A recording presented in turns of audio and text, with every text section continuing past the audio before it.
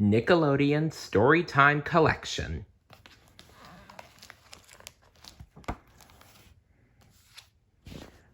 A Friend at the Zoo.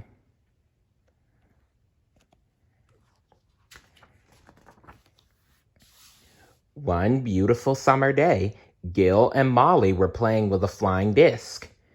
As Molly threw the disc to Gil, a gust of wind carried it over a high wall. So Gil and Molly went to get it back.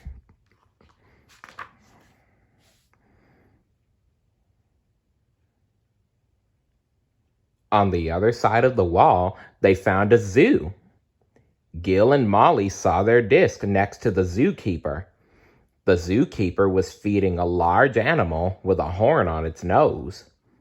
"Meet Monty, the rhino," said the zookeeper.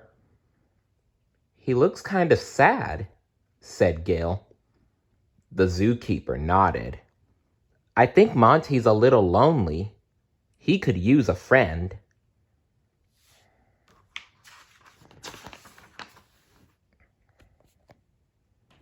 "I'll be his friend," said Gil.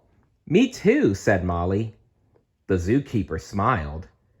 "Thank you so much, but I think Monty needs a friend that can live with him in the zoo." Gil and Molly said goodbye to Monty and the zookeeper and headed to school. "I'm going to find a friend for Monty that can live at the zoo," said Gil. Molly smiled. "Good idea. Let's go tell Mr. Grouper."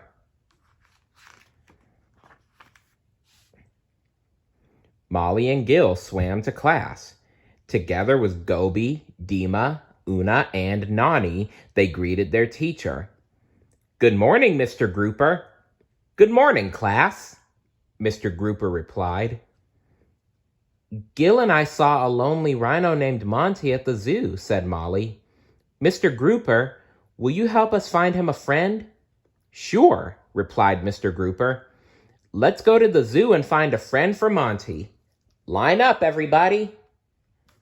Oh, I do hope they find a friend for the poor guy.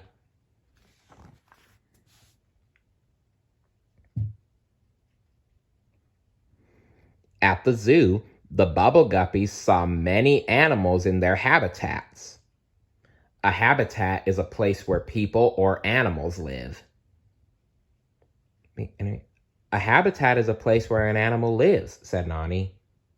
"I just said that, Nani." Anyway, the animals lived in lots of different habitats. Monkeys swung from vines in the jungle. A panda climbed over his bamboo house. The penguins stayed nice and cool in their icy igloos. Nani pointed to a sign with a picture of a bird on the horn of a rhino. "Look," he said, "the bird and the rhino are friends. Maybe Monty should have a bird friend," said Gil. "That's a great idea," said the zookeeper.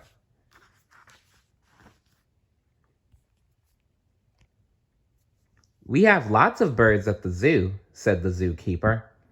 "We just have to find a bird who can live in the same habitat as Monty." The zookeeper pointed to a penguin.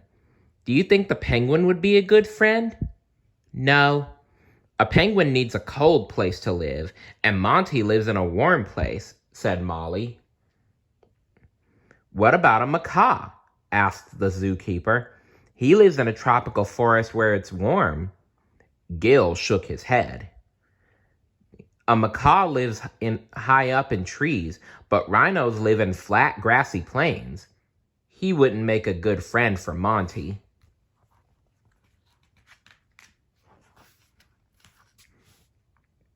"I have just the bird," said the zookeeper. She brought out a small brown bird. "This is a tick bird. He lives in the warm grasslands." "Did you know that a tick bird is also called an oxpecker?" "It's true." "Just like Monty," said Molly. "It's like the bird from the sign," said Gil. "A tick bird is the perfect bird friend for Monty." "Monty, meet your new friend," said the zookeeper.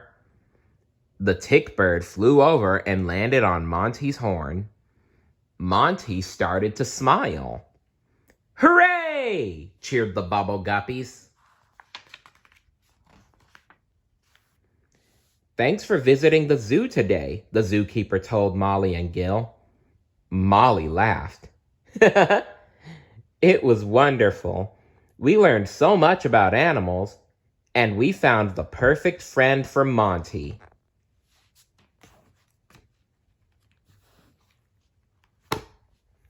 The end.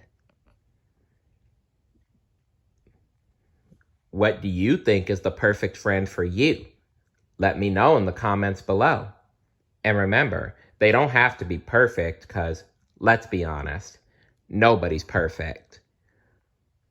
So let me rephrase that question. Who do you think is the right friend for you? Let me know in the comments below. See you later. Bye.